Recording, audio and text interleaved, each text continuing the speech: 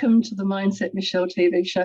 I'm so excited that you're joining us for yet another episode, and we're so pleased that each week we keep getting more and more people who are saying how much they love seeing the show and how these tips for creating more successful mindsets are really helping people, especially with so much negativity and bad news around.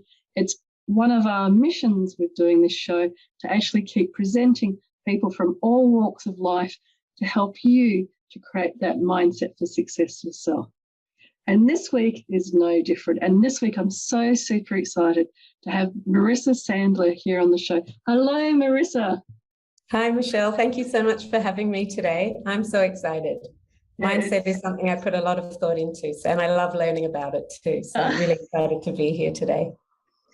Thank you. It's really lovely having you on the show. And for those of you that haven't met Marissa before, she's co-founder of Care Seekers, which is an aged care and disability services organisation that helps people in their homes with many different services. But I'm actually more interested in how you came to be doing that. I know you've been doing it for the last 5 years, but you're originally a lawyer, and it's got to be a really interesting story how you went from working in a legal profession, which is quite different, to working in aged care and disability. So please tell everybody a little bit more about yourself.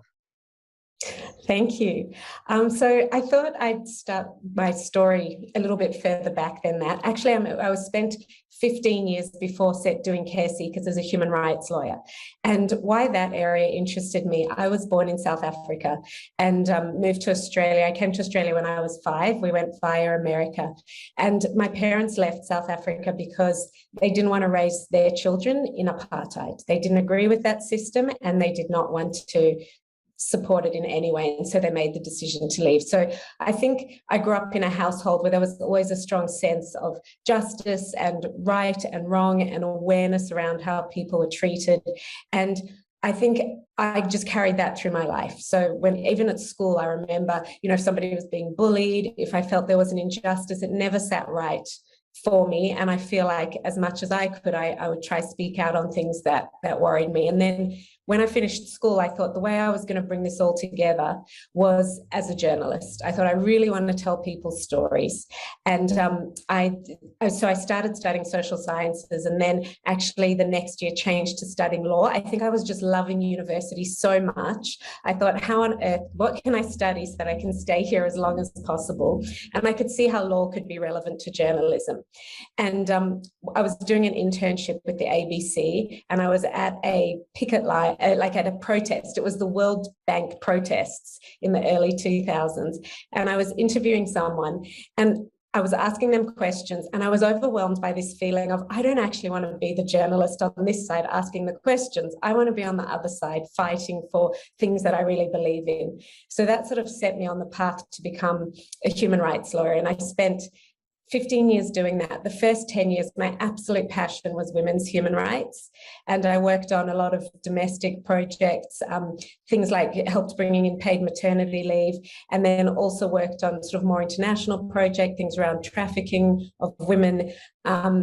Then I did a lot of work on women in prison and what that whole picture looks like. And I was working in the UK on a project on women's deaths in prison and custody, because there'd been a lot of women dying in prison, and looking at the picture and why that was happening. And I mean, it's that story, the person who's in prison is a victim of so many, there's domestic violence, there's a history of abuse, and it's just that complete cycle that you see in people's lives.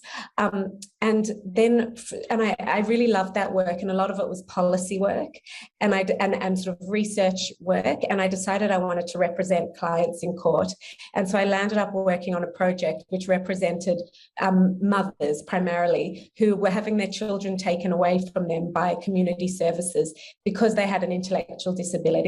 And there was a feeling that because they had an intellectual disability, they were not fit to look after their child. So I was their lawyer, and arguing sometimes a right decision was made, and it was about making sure that the fair process was followed, but other times the decision wasn't right. And we were actually, I'm still in contact with clients to this day who are raising their children beautifully. And through that process, so I did that. It was great work, but it was also very, very heart-wrenching, and the losses were enormous. I mean, the outcome was that a family wasn't living together, and I had my own small children at the time, and I had a case in particular that just hit so hard. It was one that we didn't win, and the child was sort of the same age as my child, and I sort of started to feel quite burnt out. And at the same time, there was the National Disability Insurance Scheme rolling out in Australia, and some of my clients were actually in that scheme in the trial days, and I thought, wow, this is amazing. It was all about choice and control. And what I was also starting to realize is that the problems when I was coming into people's lives, the issues I was trying to solve for them were really challenging. Trying to get somebody's child back or legal issues, it's really hard. That's not an easy place to help people.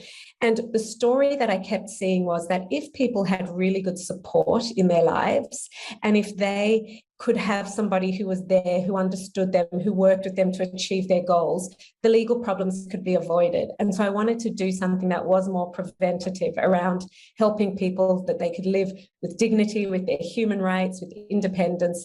And so together with my sister, we set up Care Seekers. And it's literally that very typical startup story where the two of you sit at your kitchen bench, which is what we did for the first 2 years. The first year of doing Care Seekers, I honestly could have quit every single day. It was very, very grueling, to say the least. So many things went wrong. It was really a battle of mindset over everything else in that environment.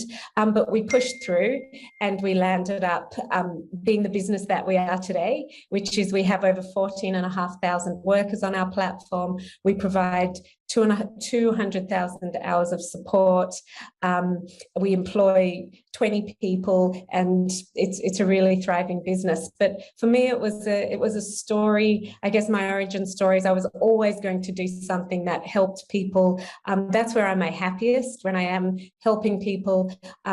It was always going to be a story of where I felt things were wrong, trying to do my best to right them in some way. But that's been a journey too, and realizing what's right for me and what's right for another person are two very different things. I've had lots of learnings along that experience too, but never thought that I would land up owning a business and running a business, but just absolutely really love doing it and just learn so much every single day. Wow, what a story. And you tell it so well as well, which is fabulous, because there is that thread throughout it, that there is that service to others and fighting for the injustices and being on the side to help people, whatever that injustice is. And you show such a depth of insight as to what motivates you and how that journey has been one of, understanding, well, sometimes you do burn out when you're doing things for the side of justice, and then the preventative side. I really love how you came to that realization about how important it is to stop things escalating to that point where, yes, people are losing their children. It's a very interesting mindset then to ask you the question around, well, what does success then mean to you? What do you think when I say success? What areas of your life does that most resonate with for you? I think that's such an interesting question. And I think had you asked me that question when I was 21, it would be a very different answer to how I would answer it today. And for me, it's been a real journey, what success looks like. I remember when I finished university and I sat down and had a piece of paper and I wrote down endpoints. I wrote down, these are the different jobs that I'd like to see myself doing. And this is at the end, but it was like, okay, I'd like to be a barrister, I'd like to be involved in high-level policy, like whatever they are. And I thought, okay, that's where I want to end, and how do I work backwards to get there? And I think, funnily funnily enough, today I would answer it the exact opposite. And I think very early on, I was really fortunate to work with an incredibly inspiring group of women. And one in particular said something to me that probably changed me from looking at that end goal and my success being achieving that end goal. She said to me, Marissa, if you always do jobs that you love, you will do them well. And when you do something well, good things will happen. Because when you are focused, when you define success as that end goal, there's years between being your 21-year-old self and reaching that end goal. And you could land up having to take a lot of jobs that you do not like along the way. And you could spend a lot of years very unhappy. And I could have seen how that could have happened to me. And I actually remember once I went for an interview at a law firm because I thought that was part of a particular path. And the partner wrote me such a beautiful letter back. He said, I don't think that you could do the job. He said, but I don't think it's going to bring you any happiness having met you. And so I'm not going to offer it to you. And I was so cross. I was like, you don't know. And this is what I need. I need to do this to reach my success of achieving that. But I think in the end, I did land up following a lot more of the advice I was given by this woman that I really respected. And so I did. I chose jobs that I really liked, that I really enjoyed, that for me, success was and is to this day very daily, as opposed to a big picture. It's finishing my day and going, today, did I make an impact?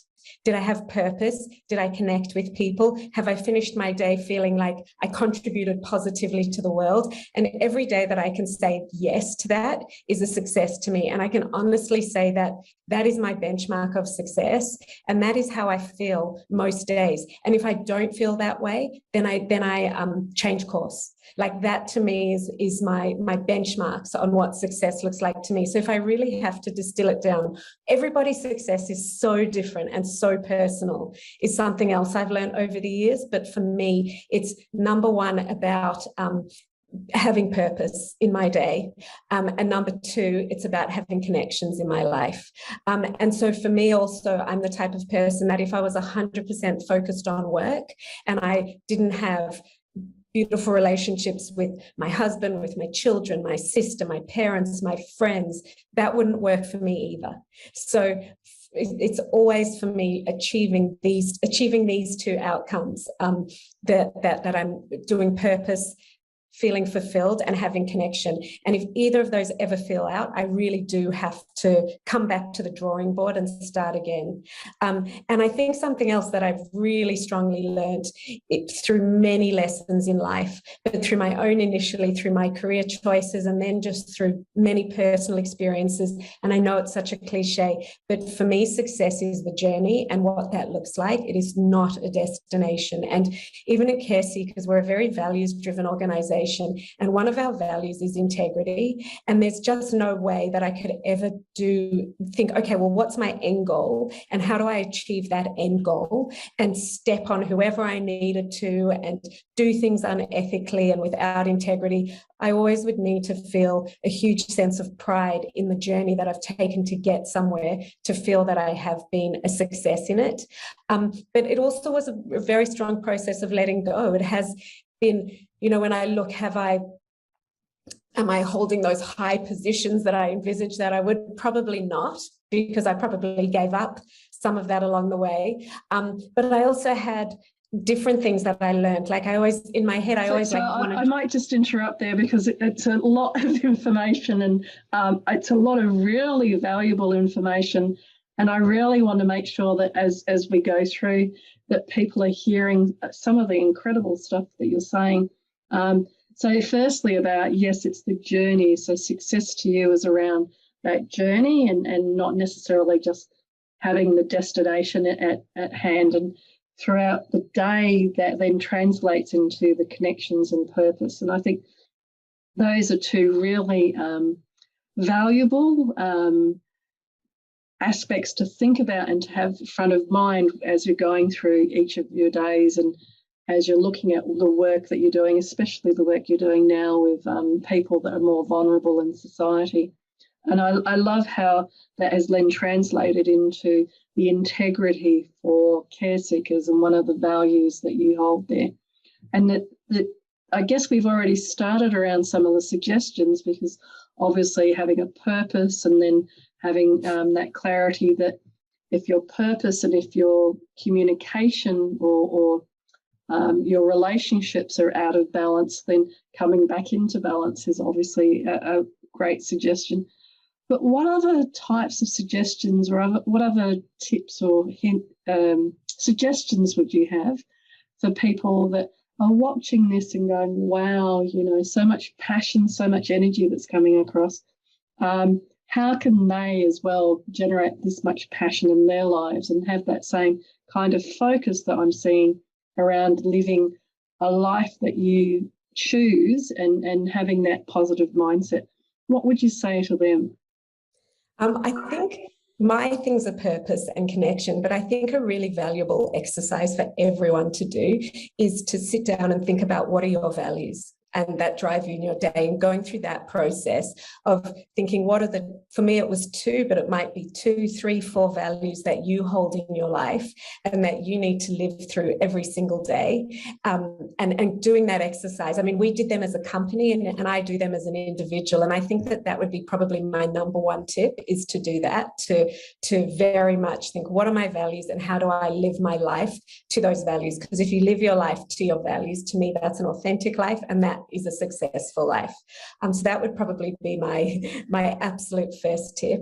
I think some of the things that I've struggled with and is sort of can get into a negative mindset, and how do I get out of that? I mean, I know things that, and increasingly as I get older, like turning to things like meditation and really understanding, like not to let your negative thoughts are not you, and to really choose to be really active in what thoughts you choose to have and how you allow yourself to think is probably another tip that I'd have. And I'm by no means an expert on that. I am the most junior student on that. But I think just always that concept, coming back to that in every situation, you have a choice, how you respond to it. The next step is always your choice.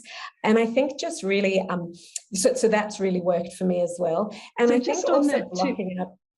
Sorry, I was just going to say, just on that tip around choosing what thoughts to pay attention to, I think that's a really valuable and very important element of creating a successful mindset. So if during the day, things aren't going well in the business with an employee or somebody you're supporting, and you're having to have difficult conversations or challenging conversations, how do you then, as those conversations or those challenging situations come up, how do you then keep focusing back on the positive? What sorts of things do you, when you're in those situations, do to keep focusing on the positive?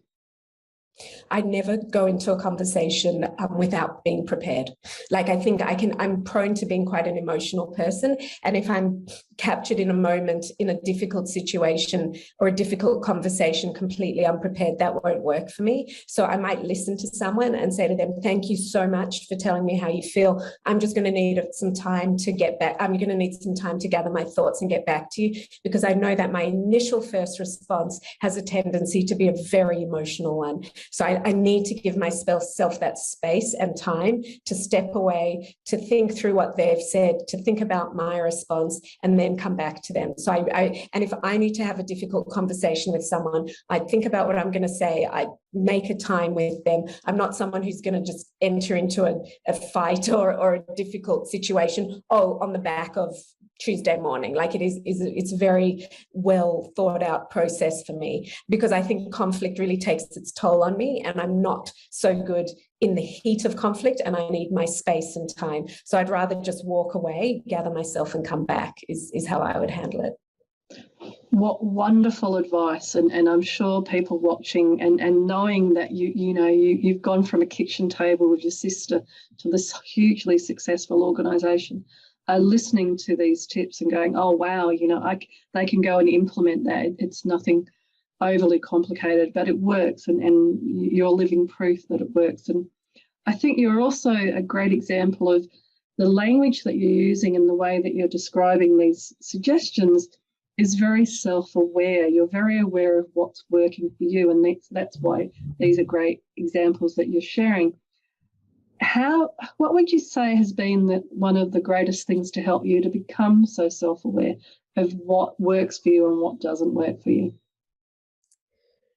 I think I don't like feeling, I think, yeah, I don't like finding myself in situations where I'm having conflict with people. Like, I've got a very strong sense of how I want to live my life and how I like things to feel. And some of that's not necessarily positive. Like, I really don't like conflict, so I'll do anything to avoid it. But conflict can't be avoided, and conflict is good and positive. So just kind of thinking, okay, well, how do I make these situations work for me? Like, just a sense of, I hate being in a lot of emotional turmoil. I do like things quite calm internally and externally. And that's when I can operate at my best. So I think trying to get to those positions has led me down a number of those paths. And obviously, as challenges arise, you think, how can I address this? I'm someone who also very much believes in patterns. Like, if you see yourself coming up against the same thing, or you see yourself facing those same emotions time and time again, look inside you. It's not that you're constantly being faced with people who are like this, or situations who are like this.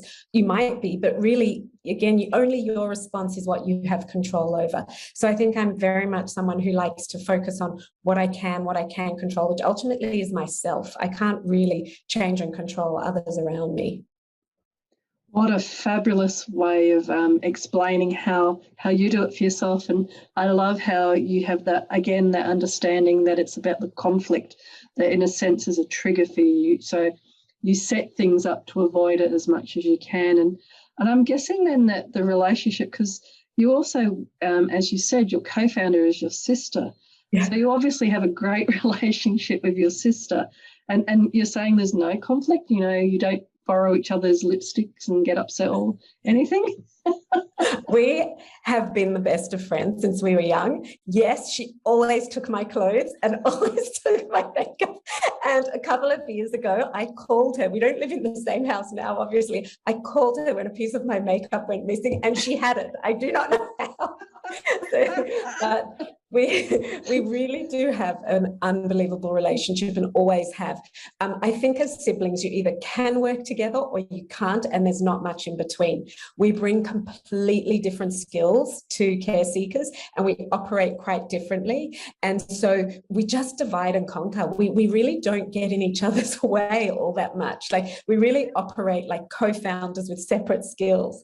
Obviously, we come together to make big decisions about the company, but we're quite aligned on those. But on the day-to-day, we don't cross paths all that much. She's in charge of all the technology, all the marketing. She's very creative. She's the ideas woman. I'm the CEO. I'm more of the HR, compliance, legal, running the company. So it's a very neat, clear split. But we're very fortunate. We've just always got along brilliantly. Like, there's 4 years between us.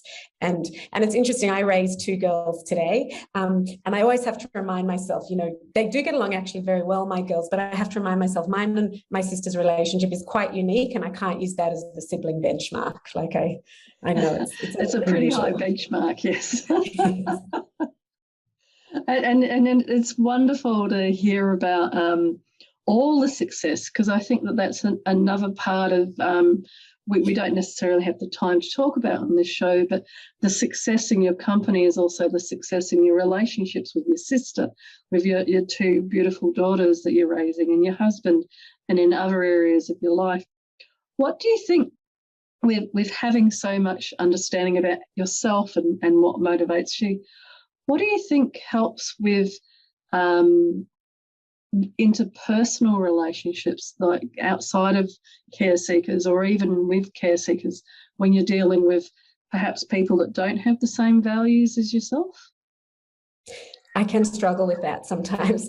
And I think what I always have to remind myself is that everybody sees things differently. My way is just my way. It's not the right way. And I just have to remind myself of that. I can get very I can get, if somebody doesn't respond to a situation as I would necessarily want them to, or think that they should, I can sort of be like, but that's not right. That's not how it is. But I just remind myself, I'm not right.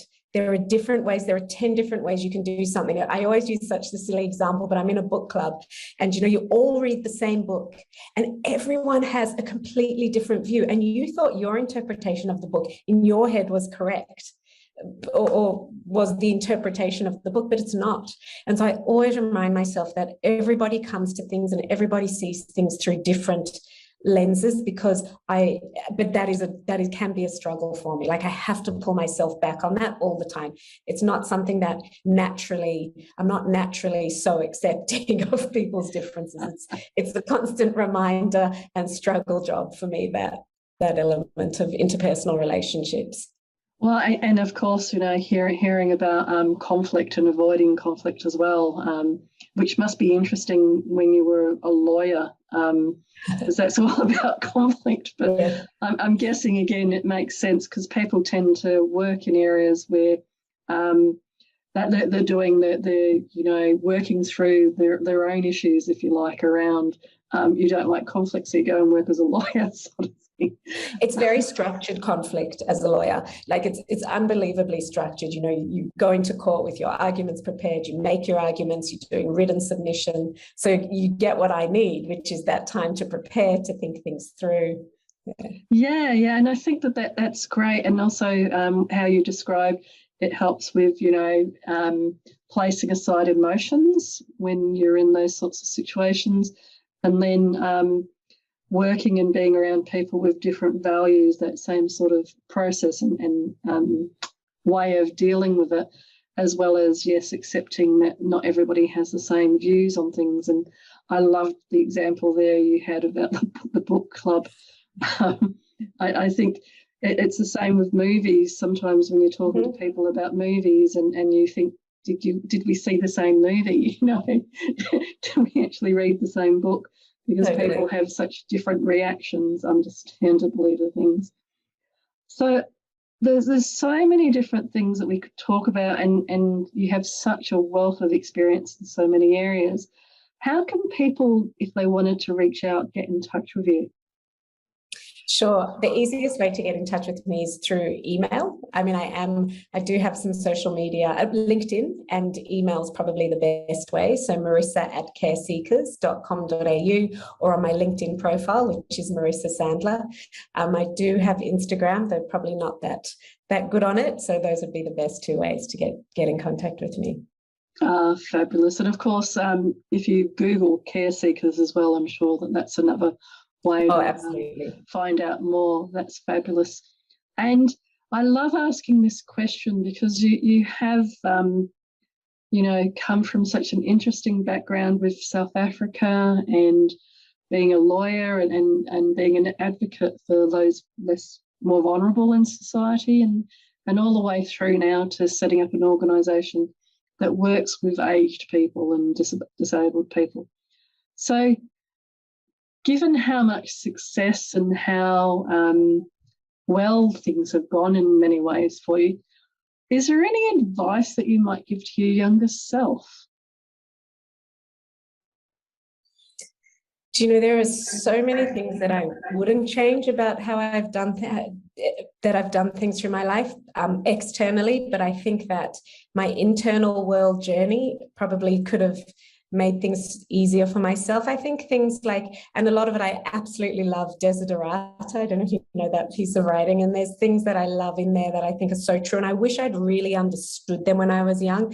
That whole concept of like, everything passes, good or bad, it passes. So don't despair, don't be arrogant, because it all passes. Just understanding that the things that you worry about and the things that are really going to rock your world are two completely different things. Like, if I could just have reduced my level of worry, and that would have definitely assisted me. And I think also sometimes realizing that, that equation, like happiness is reality minus your expectations, and just thought through my expectations. I think that all of those things probably could have made my internal world journey, especially when I was younger, a lot easier. Just have faith a little bit more than maybe I did, not to worry so much. But a lot of my sort of planning and things like that have worked in my favor. So those bits I probably wouldn't change. But life is a journey, and I think it just goes round and round and on all the time. And who knows what the next 40 years are going to hold either. Who knows? And given the outstanding success that you've had to this point, the world, I loved when I was a kid, my sister gave me a poster that said, the world is your oyster. And it really was, you can be, do, have anything you want. And it's interesting. And I love how you finished talking about the internal journey.